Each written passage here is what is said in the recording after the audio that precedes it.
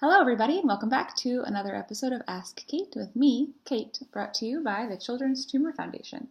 Today, I want to talk about a topic that should be relevant across a lot of the spectrum of families with NF, and that is transition. So, if this is a term that you're not familiar with or that you haven't talked with your doctor about, that's okay. So, we're just going to start with a basic understanding of what I mean when I talk about healthcare transition. So essentially, this is the idea that a child who's diagnosed with NF in childhood eventually turns into an adult. And so when that happens, they often can no longer be seen by the same doctors that they've been seeing before. And so you might have your child in a pediatric medical center, seeing pediatricians, pediatric neurologists, things of that nature. And in some cases, those places can continue to treat a child who is now an adult all the way up to maybe as long as like 26, and that could be related to the health insurance. Perhaps you're able to keep your kid on your health insurance as the parent, and so they can keep going to those offices. Other times there are different rules, and it will really vary from one office to the next. And so at some point, not everybody, but most people are going to be in a position where they have to change their healthcare provider because of getting older. Of course, there are some exceptions, but this is usually the case. And that's when the idea of transition comes in. But actually, transition is relevant for children growing up with a chronic illness of some kind or a chronic condition, even if they don't have to change doctors. And so we'll talk a little bit about that too. So the first thing is that if you do have to change your healthcare providers, how do you go about getting ready for that? So one of the things I talk to families about, and we talked a little bit about this in my How Do You Get Ready for an Appointment video, is the idea of creating some kind of a health record that you as the caregiver are tracking on your own. So this could be a binder, this could be an app on your phone, this could be files on your computer, but this is a way where you can keep the most relevant and up-to-date information on your child's health in one place that you're responsible for, that you understand everything that's in this file. This will be doctor's notes, the readings from different MRIs. It could be the actual discs, the MRI discs, the results of testing, things that are relevant both at the doctor's office and also at school for learning. So at one kind of centralized location where you keep that information. And then when your doctor starts talking to you about needing to move your child's care out of the pediatric setting and into the adult setting, you are going to know that you can take that most important information with you to those early appointments with new healthcare providers.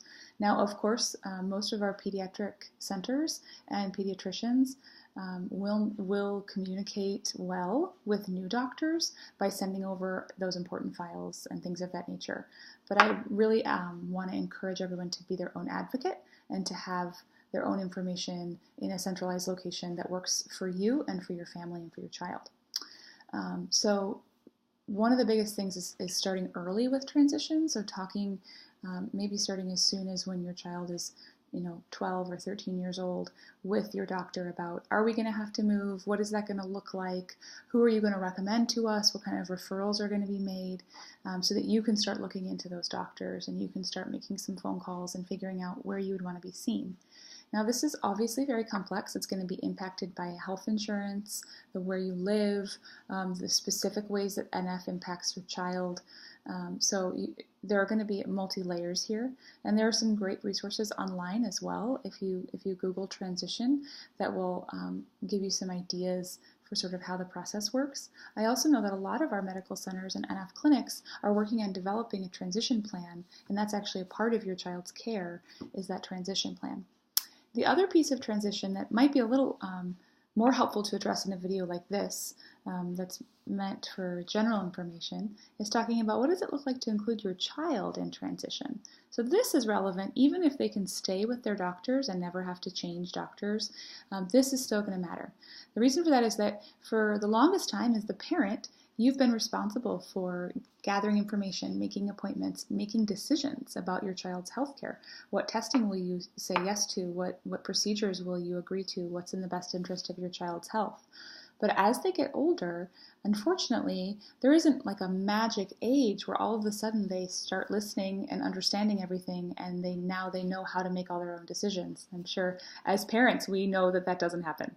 So it's very important that you start young with making sure your child understands, why do we see the doctor? What is NF? And that's going to be a personal decision for each family about when and how to share that information with your child. And there are some great thoughts from developmental experts that around the age of 8 years old is a good time to start discussing. Now, for some kids, you're going to tell them way sooner. You may not have an option. NF may not give you the option of waiting because of the ways that it impacts your child's health.